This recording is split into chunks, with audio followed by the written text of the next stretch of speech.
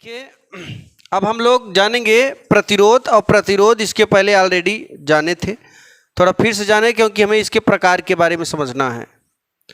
देखिए, मैंने बताया था प्रतिरोध माने होता है रुकावट, और रुकावट किस में है? तो रुकावट है हमारे तार में, हमारे चालक में, हमारे अचालक में, हमारे कुचालक में, हमारे विद्युत रोधी में। तो वे पदार्थ जिसमें विद्युत धारा का प्रवाह सुगमता पूर्वक हो जाए उसे चालक कहेंगे। और अचालक क्या है? वे पदार्थ जिसमें विद्युत धारा का प्रवाह सुगमता पूर्वक नहीं होता उसे अचालक कहते हैं। तो चालकों में ये प्रतिरोध कम होता है, और अचालक या कुचालक या विद्युत रोधी, तीन नाम, अचालक या कुचालक या विद्युत रोधी में प्रतिरोध ज्यादा होता है। दूसरी चीज, प्रतिरोध की डिफिनीशन क्या है? किसी चालक का वह गुण जो वैद्युत धारा के प्रवाह का विरोध करे उसे हम विद्युत प्रतिरोध कहते हैं। अभी हम ना चालक में करंट दें तो विद्युत धारा का प्रवाह होगा, और अचालक को करंट दे तब विद्युत धारा का प्रवाह नहीं होगा। हर तार का अपना एक प्रतिरोध होता है, ध्यान समझिएगा। हर तार का अपना एक प्रतिरोध होता है, हर आदमी का भी एक अपना प्रतिरोध होता है। भिन्न भिन्न आदमियों का जो रेजिस्टेंस है भिन्न भिन्न। अब भाई कुछ लोग मोटा तगड़ा है और कुछ लोग न्यूटन्स ला हवा हवाई है, तो जिसमें न्यूटन्स ला हवा हवाई है ना उसमें प्रतिरोध कुछ ज़्यादा ही होगा, और जिसमें कुछ मांस ज़्यादा लदा है उसका प्रतिरोध क्या होगा? कम। लेकिन हमारे वैज्ञानिकों ने जब इसको रिसर्च किया तो एक नॉर्मल आदमी, मतलब जिसका वजन लगभग 60 से 65 किलोग्राम का है, जरा ध्यान देना, कुछ महत्वपूर्ण बातें बताने जा रहे हैं। हमारे वैज्ञानिकों ने जब सर्च किया, रिसर्च, तो देखा कि जो एक साधारण आदमी जिसका वजन 60 से 65 किलोग्राम का है उसका जो रेजिस्टेंस मिला, रेजिस्टेंस 10⁴ ओम, 10,000 ओम मिला। कितना? 10,000। मैंने कहा भिन्न भिन्न आदमियों का रेजिस्टेंस भिन्न भिन्न। हम में अगर धारा प्रवाहित करेंगे तो हो सकता है इससे कम ही आए। अगर मेरा वजन 60 से 65 किलोग्राम होगा तो इतना आ जाएगा, लेकिन कम या ज़्यादा होगा तो इसकी वैल्यू भी क्या हो जाएगी? कम। अभी हम अगर अपने, मान लो मेरा सपोज दैट इस समय 65 किलोग्राम वजन है, मैं विद्युत धारा दौड़ा के चेक करूं रेजिस्टेंस कितना है, तो रेजिस्टेंस इतना बताएगा। हाँ, अगर हम इधर करंट पकड़ लें बोर्ड में और तुमको टच करेंगे तो तुमको भी मार देगा, क्योंकि धारा हमसे कहाँ चली गई? तुम्हारे पास, क्योंकि हम एक सुचालक हैं। क्या हैं? अब मेरी अगर चालकता को बढ़ाना है, ये बताओ, अगर चालकता बढ़ेगा तो प्रतिरोध घटेगा। हमें स्नान करवा दो, दूध से नहीं जल से, जल अभिषेक करवा दे हमें, और हम जैसे ही स्नान कर लेंगे भीग जाएंगे ना, तो भीगे हुए अवस्था में हमारा रेजिस्टेंस हो जाएगा 10⁻³ ओम। डाउन हो जाएगा, क्योंकि भीगने से चालकता बढ़ जाती है। क्या हो जाती है? बढ़ जाती है। घर भीग जाता है, बरसात में लाइट आने लगती है घर में अगल बगल, क्योंकि चालकता बढ़ गया।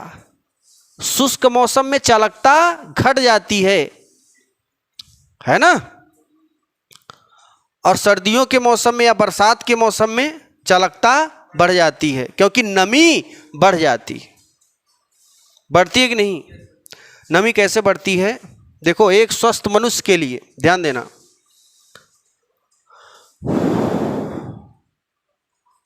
आर्द्रता 23 से 25% चाहिए। ओ सॉरी, जो टेम्परेचर है वो कितना चाहिए? 23 से 25 डिग्री। आर्द्रता चाहिए 60% से 65%। आर्द्रता माने वायु में नमी, वायु में नमी। अगर हमें स्वस्थ रहना है, याद रखना, अगर हम अपने एसी का टेम्परेचर 23 से 25 के बीच में रखें तो उसकी आर्द्रता कितनी होगी? 60 से 65। बारिश के मौसम में आप देखते हो टेम्परेचर 23 से 25 ही रहता है, लेकिन आर्द्रता कितनी हो जाती है? 80 से। शरीर अगर छूते हैं तो चिपकता है, चिपकता कि नहीं? क्या होता है? चिपकता है।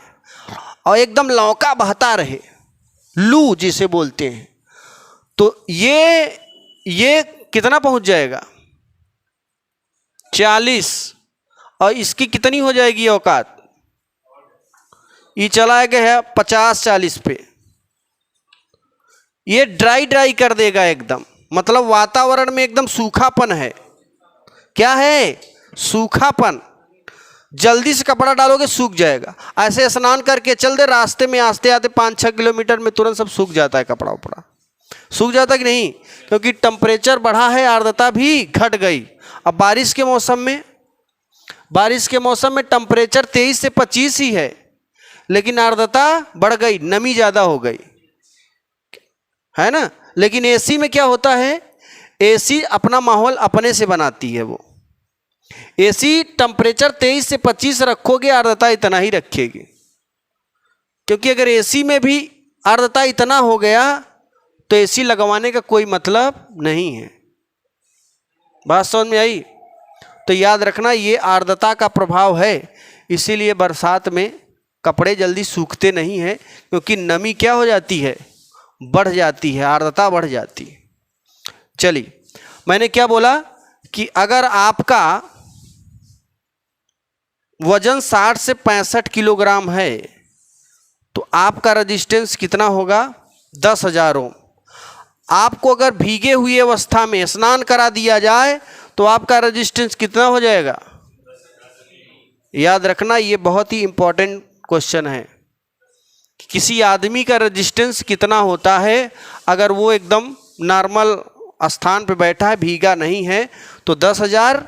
अगर भीगे हुई अवस्था में है तो 1,000। बात क्लियर है? अब देखिए, यहाँ पे हम बात करेंगे, ये प्रतिरोध की परिभाषा भी मैंने बताया। प्रतिरोध क्या होता है? किसी चालक का वह गुण जो वैद्युत धारा के प्रवाह का विरोध करे, उसे हम विद्युत प्रतिरोध कहते हैं। जैसे लोहा सबसे ज़्यादा विरोध करेगा विद्युत का, है ना। उसके बाद तमाम प्रकार के एल्यूमिनियम हो गए, है ना। फिर क्या हो गया? फिर अपना कापर हो गया, फिर ऐसे ही चांदी। सभी चालकों में सबसे अच्छा चालक क्या होता है? चांदी। सोना भी नहीं होता, याद रखना। सोना को भी मतलब कि महंगा है तो सोना लगा दे तो बढ़िया चालक हो जाएगा, ऐसी कोई बात नहीं है। इसीलिए एप्पल के फ़ोन में चांदी का सर्किट ज़्यादा रखते हैं, इसलिए वो महंगा होता है, क्योंकि उसमें विद्युत धारा का प्रवाह ज़्यादा होगा तो वो जल्दी हैंग नहीं करेगा। अब देखिए, हम बात करेंगे प्रतिरोध के प्रकार। प्रतिरोध के प्रकार की टाइप्स ऑफ रेजिस्टेंस। ये प्रतिरोध के प्रकार में पहला देखिए, ओमीय प्रतिरोध क्या होता है? ओमीय प्रतिरोध।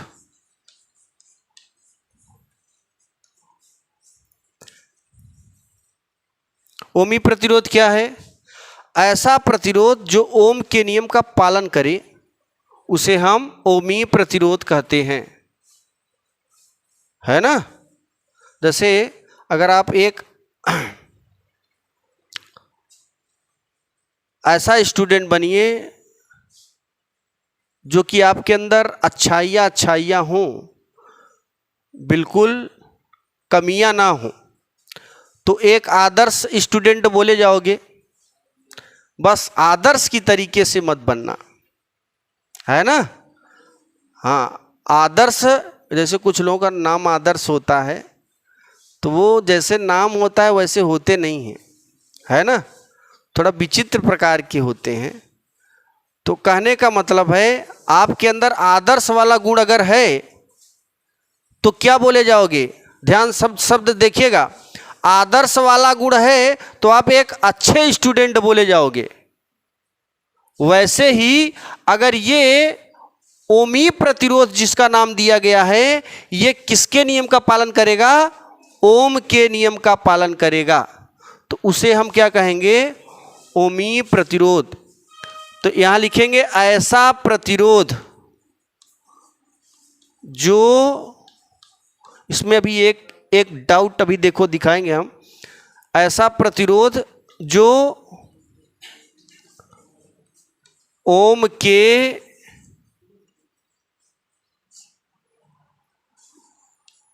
नियम का पालन करता है, पालन करता है, उसे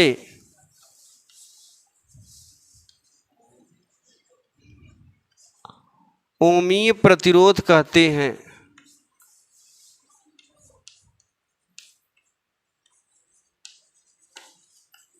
अच्छा, ओमी प्रतिरोध ओम के नियम का पालन करेगा, तो हम क्या करेंगे, ये एक्स अक्ष, ये विभव को एक्स अक्ष पर और धारा को वाई अक्ष पर लेकर ग्राफ खींचेंगे, एक सरल रेखा मिलेगी। अब इसमें एक कंडीशन आर बराबर क्या हो जाएगा, वी बाई आई, ये बताए थे हम, ओम के नियम में ग्राफ भी बताए थे। और इसमें एक चीज जरा ध्यान देना, अगर आपसे कोई पूछ ले,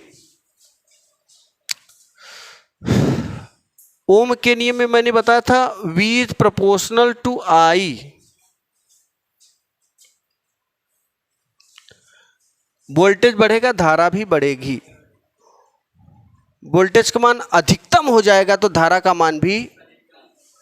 लेकिन ओमी प्रतिरोध में बस एक फर्क ये है कि इसमें धारा का मान अधिकतम नहीं होना चाहिए, धारा का मान अधिकतम, अगर अधिकतम हो जाएगा ना तो ये ओम के नियम का पालन नहीं करेगा, ये जो ग्राफ ऐसे ऐसे है ना, तुरंत ऐसे हो जाएगा, बढ़ जाएगा, अचानक बढ़ जाएगा आगे, तो ओम के नियम का पालन नहीं।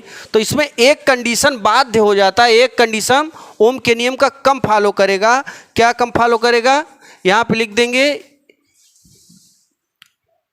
ओमी प्रतिरोध में धारा का मान अधिकतम नहीं होना चाहिए,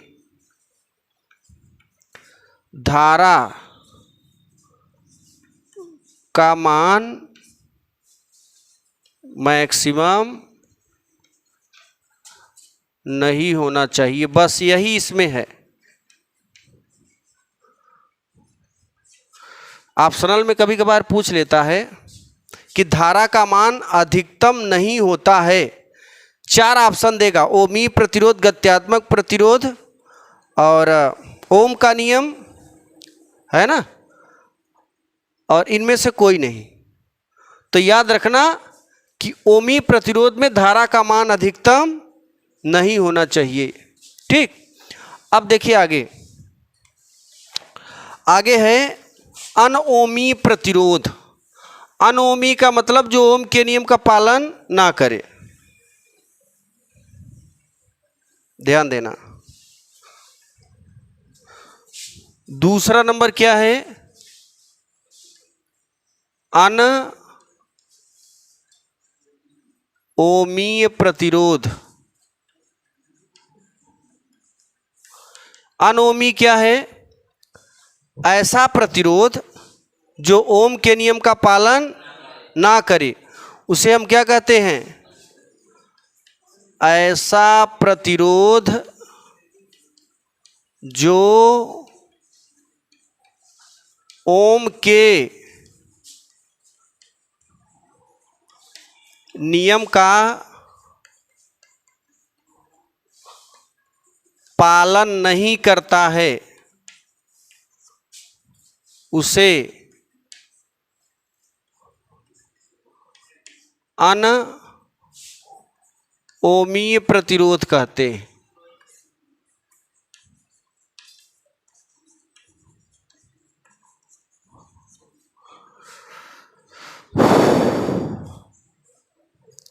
देखिए जरा, जैसे कि एक ग्राफ खींचे हम, ये x है, ये y है। आप जरा बताओ, ओम का नियम क्या दे रहा था? सरल रेखा। और जब सरल रेखा के बजाय कोई और रेखा आई जाए तो समझ लेना वो ओमी प्रतिरोध नहीं होगा, अर्थात क्या हो जाएगा? अनओमी हो जाएगा। तो ये देखिए, ये लहरियादार आ गया ना, तो ये क्या है? अनओमी प्रतिरोध है, ओमी प्रतिरोध नहीं है। ऐसे ऐसे दिखाई पड़ जाए तो ये भी क्या है? ओम के नियम का पालन नहीं करेगा। अगर ऐसे दिखाई पड़ जाए तब ये भी ओम के नियम का पालन नहीं करेगा। तो ये कौन सा पालन है? अनओमी प्रतिरोध का पालन कर रहा है। लिखो नोट पॉइंट में। देखिए,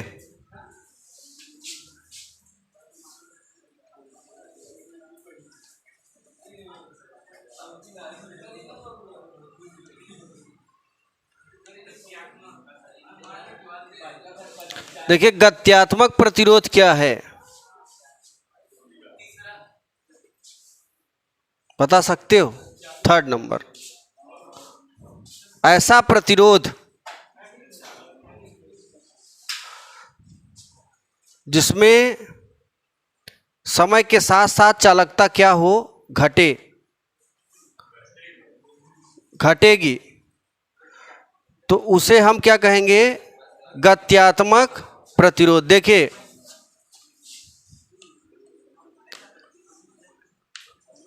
ये गत्यात्मक प्रतिरोध होगा। गत्यात्मक प्रतिरोध बराबर, जरा ध्यान देना, डेल्टा V अपान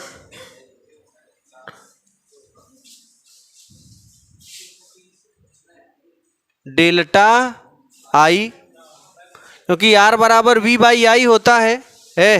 ध्यान से बैठो।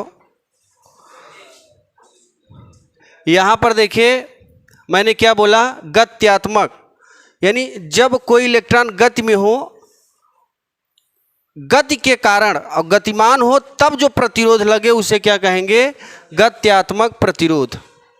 ठीक है, यानी जब किसी चालक में गति के कारण, जब किसी चालक में आवेश के गति के कारण उत्पन्न प्रतिरोध को क्या कहेंगे? गत्यात्मक प्रतिरोध कहते हैं। ठीक है ना? ओमी प्रतिरोध, अनओमी प्रतिरोध और गत्यात्मक प्रतिरोध। गत्यात्मक प्रतिरोध बराबर क्या होता है? Delta V by delta I। अगला क्या है? विशिष्ट। ये छोटे छोटे हैं, एग्जाम में बिल्कुल पूछे नहीं जाते, इसके सूत्र भी देखना, कुछ मिलेगा। ये सब का कोई उपयोग नहीं है। विशिष्ट प्रतिरोध, विशिष्ट प्रतिरोध को रो से, जरा ध्यान देना, विशिष्ट प्रतिरोध क्या होता है भाई? हाँ, अच्छा, विशिष्ट, ध्यान देना, जो विशिष्ट प्रतिरोध मिलेगा, बात को समझिएगा, जो विशिष्ट प्रतिरोध मिलेगा, देखो अभी इसकी डिफिनीशन हम सूत्र के बाद निकालते हैं। ठीक है ना? देखिए, अभी हम इसके बाद चालकत्व तो बताएंगे, उसके बाद विशिष्ट चालकता क्या होती वो बताएंगे, और इसमें अभी सूत्र बताने के बाद इसका कुछ डिफिनीशन बताते हैं। देखिए, अगर कोई चालक है, ध्यान देना, कोई चालक है और उसकी लंबाई कितनी है? L, तो जो उसमें रेजिस्टेंस काम करता है उसके लंबाई पर डिपेंड करता है। अगर किसी चालक की लंबाई ज़्यादा है तो प्रतिरोध का मान ज़्यादा होगा। आदमी की लंबाई ज़्यादा है, ध्यान देना, अगर तार की लंबाई ज़्यादा तो प्रतिरोध का मान भी ज़्यादा, आदमी की लंबाई ज़्यादा तो प्रतिरोध का मान भी ज़्यादा। बताइए कोई दिक्कत? 10 फीट का अगर आदमी है तो वजन बढ़ जाएगा ना उसका। तो जो अभी मैंने आपको बताया था कि जिसका 10,000 ओम प्रतिरोध है, हो सकता है उसका 50,000 हो जाए। लंबाई बढ़ेगी तो प्रतिरोध क्या हो जाएगा? बढ़ जाएगा। ऐसे ही तार, अगर तार की लंबाई बढ़ा दो तो उसका प्रतिरोध भी बढ़ जाएगा। दूसरी चीज ध्यान देना, और एक चीज और है, FR एरिया। हर तार की अपनी कुछ न कुछ मोटाई होती है ना। देखो हर तार की अपनी कुछ न कुछ मोटाई होती है। अगर तार का क्षेत्रफल ज़्यादा होगा तो प्रतिरोध का मान कम, ये बताता है। एरिया ज़्यादा होगा तो प्रतिरोध कम हो जाएगा, और एरिया कम है तो प्रतिरोध ज़्यादा हो जाएगा। तो घर में अगर अच्छा खासा विद्युत धारा दौड़ाना है, पंखे को स्पीड चलाना है, तो तार की मोटाई ज़्यादा रखना, 2 mm 3 mm, जैसे आपका काम हो वैसे तार लगाना। फिर देखो अगर हमें फैन चलाना है तो उसके लिए अलग तार लगाते हैं, अगर हमें हीटर चलाना है तो उसके लिए मोटा तार लगाते हैं। तो घर में जब भी वायरिंग हम करवाते हैं तो पावर के लिए मोटे तार का प्रयोग करते हैं, और फैन वगैरह चलाने के लिए, बल्ब जलाने के लिए पतले तार का प्रयोग करते हैं। रहेगा दोनों कापर का ही, पर उसके एमएम को क्या कर देंगे? मिलीमीटर को बढ़ा देंगे। ज़्यादा मोटा लगाना है 3 mm 4 mm का कर दो, है ना। हल्का फुल्का LED बल्ब फैन चलाना है 2 mm का रखो, अपना चलेगा खूब बढ़िया से। तो याद रखना, मोटा तार तो प्रतिरोध कम, ज़्यादा दूर से अगर खींचो लाइट तो मोटा तार ले आओ, पास में अगर खींच रहे हो तो पतले तार से खींचो, कोई दिक्कत नहीं है। तो ये देखो जरा, अब ये रेजिस्टेंस तार के लंबाई के अनुक्रमानुपाती, यही रेजिस्टेंस तार के अनुप्रस्थ काट के क्षेत्रफल के व्युत्क्रमानुपाती। दोनों को हम सरल करेंगे ना तो एक विशेष प्रकार का प्रतिरोध मिलेगा, और इसी विशेष प्रकार के प्रतिरोध को क्या बोलते हैं हम? विशिष्ट प्रतिरोध। यहाँ देखिए समीकरण 1 और 2 से, समीकरण 1 गुणिते 2, लेकिन गुणिते 2 का मतलब संयोजित करेंगे, गुणिते न लगाओ, 1 और 2 से संयोजित करो। यहाँ भी आर है, यहाँ भी आर है, तो एक तो सिंगल आर लिख लो प्रोपोर्शनल टू, यल का गुणा 1 में कर दो, यल अपान ए।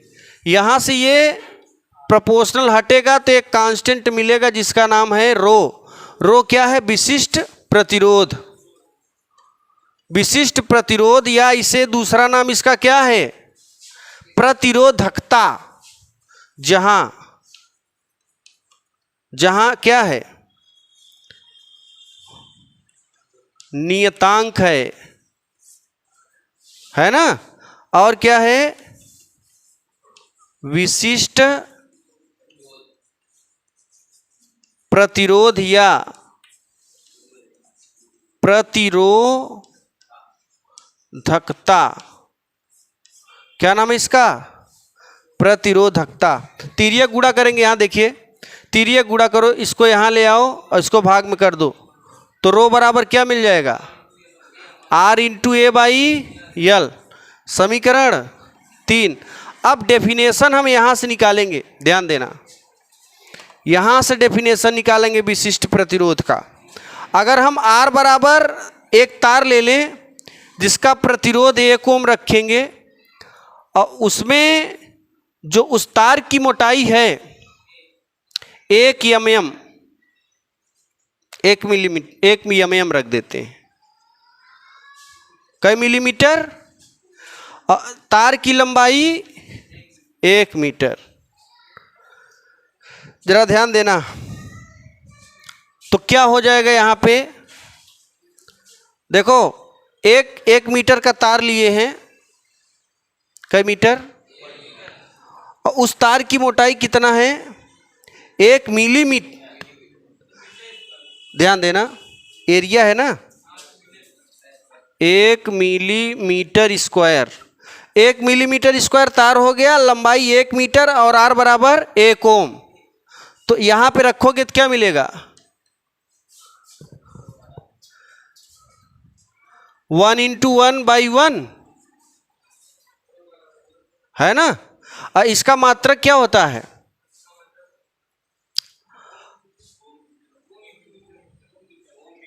ढेर सारे होते हैं। देखो यहां पे ओम हो गया, मीटर से मीटर कैंसिल, तो ohm into metre, ohm into centimetre, ohm into foot, है ना, ढेर सारे होते हैं।